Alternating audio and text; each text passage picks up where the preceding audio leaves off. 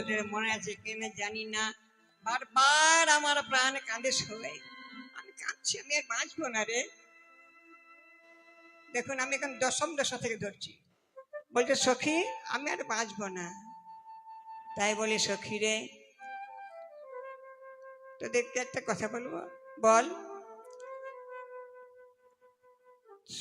যদি সখীতে জল কাজ কি জীবনে, সোজাদে সবে তো জল কাজ কে হজে বনে।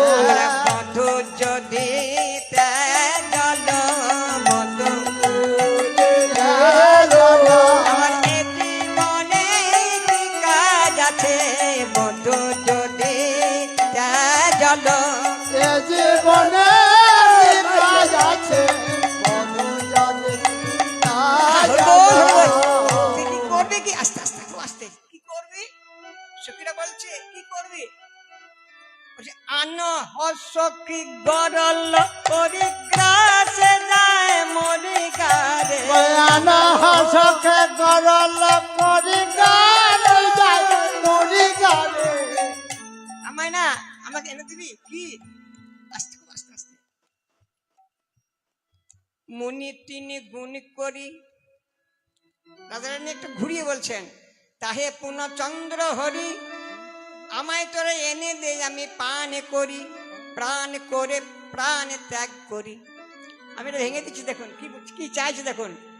মুনি তিন গুণ করে, মুনি বা ঋষি কটা, সাতটা, সপ্তঋষি আমরা বলি, তিন দিয়ে গুণ করুন কত হয়, 3 7 21।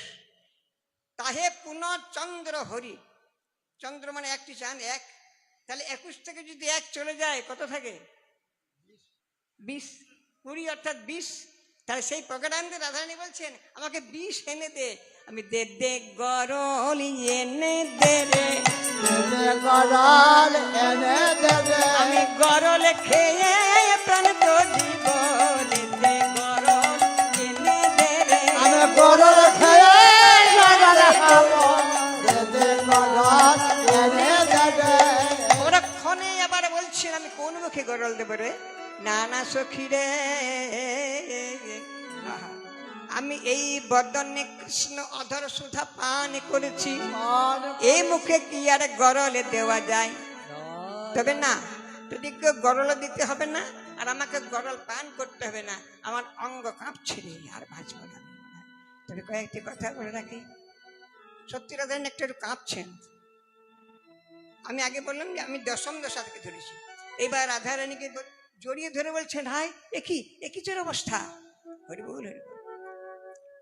দেখ একটা কথা বলবো, সখীদের চোখে জল, ওরে কৃষ্ণ ছেড়ে গেছে কোনো ক্ষতি নাই রে।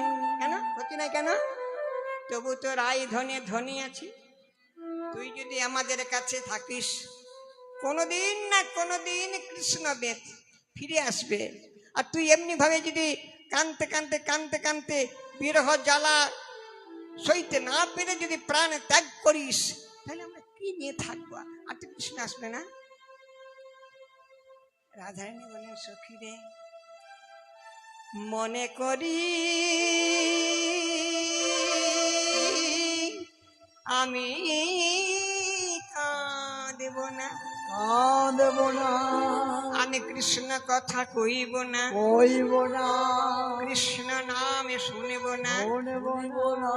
শোনে বলি সখী, আমি নয়নকে বলি নয়ন কথা শোন, নয়ন কৃষ্ণ দর্শন করার জন্য উদ্বিগ্ন হয়ে ওঠে রে।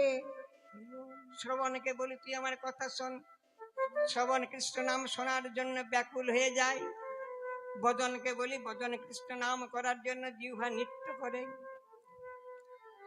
করকে বলি কর কৃষ্ণ পদ সেবা করার জন্য ব্যাকুল হয়ে ওঠে রে সখী, আমার কেউ কথা শোনে না।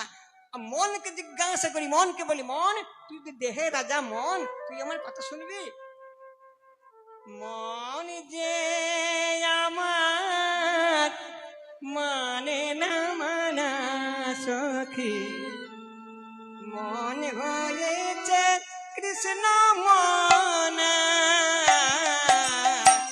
মন যে আমার মানে না মানা সখী মন হয়েছে কৃষ্ণ মনা মন যে আমার মনে না সখী মন হয়েছে কৃষ্ণমানা। আমি বোঝাই কত বিরলে বসে বোঝাই কত বিরলে বসে আমি বোঝাই বোঝাই কত বিরলে বসে বোঝাই কত বিরলে বসে মনে যে কথা শোনে না মন যে আমার মানে না মানা সখী মন হয়েছে